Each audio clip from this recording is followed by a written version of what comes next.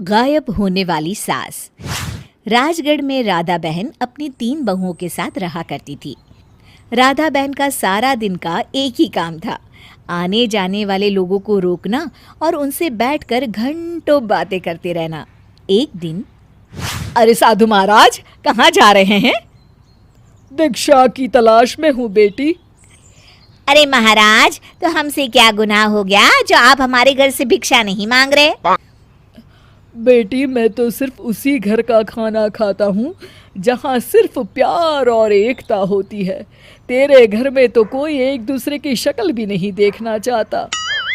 राधा बहन साधु के मुंह से ये बात सुनकर हैरान हो जाती है। वो समझ नहीं पाती है कि साधु ऐसा क्यों बोल रहे हैं।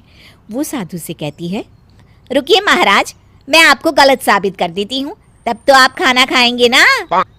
साधु हंसता है और बरामदे में आकर बैठ जाता है।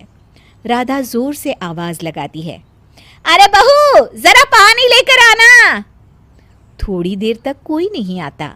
तभी साधु महात्मा उठने ही लगते हैं कि अचानक उसकी तीनों बहू पानी का ग्लास लेकर आ जाती है। तीनों बहुओं को पानी का ग्लास लेकर खड़ा देख राधा बहन साधु की ओर देखकर मुस्कुराती हैं और साधु को पानी पीने के लिए कहती हैं, लीजिए साधु जी, पानी पी लीजिए, अब तो आपको यकीन हो गया ना। बावजूद इसके साधु पानी नहीं पीता और वहां से चला जाता है। राधा समझ नहीं पाती कि साधु ने उसके घर का पानी क्यों नहीं पिया। अगले दिन फिर साधु महात्मा वहां से निकल रहे होते हैं कि राधा उन्हें फिर से आवाज देती है, अरे महात्मा जी, रुक जाइए, कहाँ जा रहे हैं? साधु एक बार फिर राधा के पास आते हैं और कहते हैं, कहीं नहीं, बस खाने की तलाश में हूँ। साधु महाराज जी, आप तो कल हमारे घर का पानी बिना पिए ही चले गए, जबकि मेरी एक आवाज में मेरी तीनों बहू पानी लेकर आ गई थी। मैंने कहा ना बहन, मैं ऐसे घर का खाना नहीं खाता जहाँ आपसी प्यार, मोहब्बत और एकता ना हो। अच्छा, आपको कल की बात समझ नहीं आई। रुकिए, मैं आपको आज फिर से दिखाती हूँ। ये कहकर राधा बाहर बरामदे में बैठी जोर से आवाज लगाती है, अरे बहू, जरा बाहर तो आना। थोड़ी देर फिर कोई नहीं आता। साधु महाराज की तरफ देखकर राधा थोड़ा परेशान होकर फिर से चिल्लाती है, अरे क्या हो गया बहू, जरा बाहर तो आना। थोड़ी देर में राधा की तीनों बहुएं एक साथ बाहर आ जाती है। राधा साधु की तरफ देखती है और मुस्कुराते हुए बहुओं को कहती है, अच्छा अब तुम लोग जाओ। हाँ। राधा की तीनों बहुएं जब वहां से चली जाती है तो वो साधु की तरफ देखकर कहती है, देखा साधु महात्मा जी, माना आप बड़े ज्ञानी हैं, लेकिन गृहस्थ की समझ अभी आप में नहीं है। साधु एक बार फिर मुस्कुराते हैं और वहां से जाने लगते हैं। राधा फिर उन्हें रोकती है, नहीं नहीं, आज तो मैं आपको कहीं नहीं जाने दूंगी। आज तो आपको भोजन करना ही पड़ेगा। आपके सामने मैंने ये 2 बार साबित कर दिया कि मेरे घर में तीनों ही बहुओं में आपस में बहुत प्यार है और वो मेरी बात का पालन भी करती हैं। अच्छा ठीक है, तुम जिद करती हो तो मैं फिर कभी आकर तुम्हारे यहाँ भोजन कर लूँगा, लेकिन पहले मैं तुम्हें कुछ देना चाहता हूँ। ऐसा कहकर साधु अपने झोले से राधा को एक कांच की छोटी सी छड़ी देते हैं। इस छड़ी के सहारे तुम कभी भी गायब हो सकती हो और यही छड़ी घुमाकर तुम वापस भी आ सकती हो। मैं ये छड़ी कल तुमसे आकर ले जाऊंगा।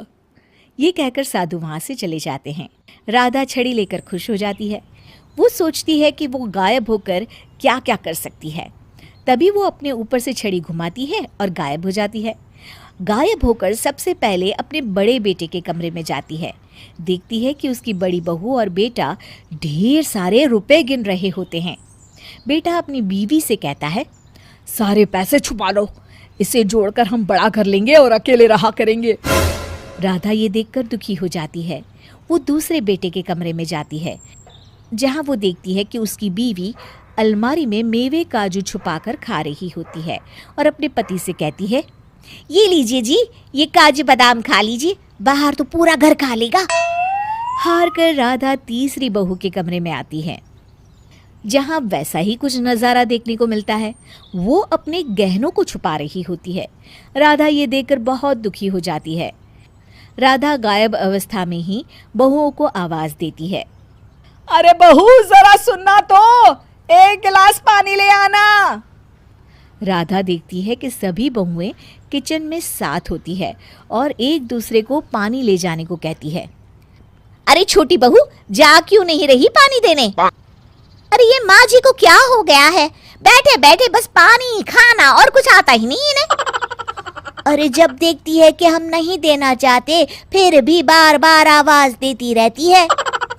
तभी राधा दोबारा आवाज लगाती है। हड़बड़ाकर तीनों ही जल्दी जल्दी ग्लास में पानी लेकर कमरे में आती है, लेकिन वहां राधा दिखाई नहीं देती। बहुएं सास को न पाकर पानी का ग्लास लेकर वापस चली जाती है। अगले दिन राधा घर के बरामदे में बैठी होती है कि तभी वहां साधु आ जाते हैं। ला बेटा राधा, जल्दी से मेरी छड़ी वापस कर दे, और हाँ जरा अपनी बहुओं को बोल भोजन भी ले आएंगी। इस बार राधा का चेहरा उतरा हुआ था। वो कहती है, आपने सही कहा था महात्मा जी, मेरे घर में एकता, प्यार, भाईचारा बिल्कुल भी नहीं है। जैसे लोग दिखते हैं जरूरी नहीं कि वो वैसे ही हो।